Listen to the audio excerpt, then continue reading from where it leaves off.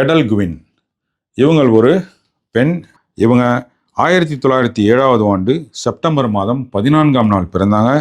1944ஆம் ஆண்டு மே மாதம் 12ஆம் தேதி இறந்தாங்க.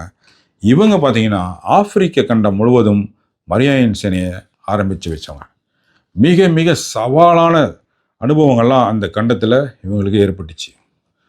அடிப்படை வசதியே இல்லாத ஆப்பிரிக்க நாடுகள், சாப்பாடு இருக்காது, போக்குவரத்து வசதி இருக்காது, சரியான சாலைகள் கிடையாது.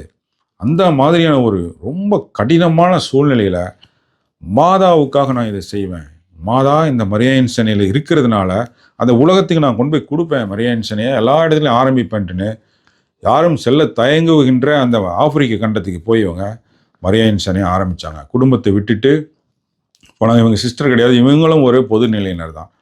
போனாங்க, நிறைய இடங்களில் மரியாயன் சேனை ஆரம்பித்தாங்க. அங்கேயே அந்த காலநிலை, உணவு இதெல்லாம் எதுவுமே ஒத்துக்காமல் அங்கே இறந்தாங்க.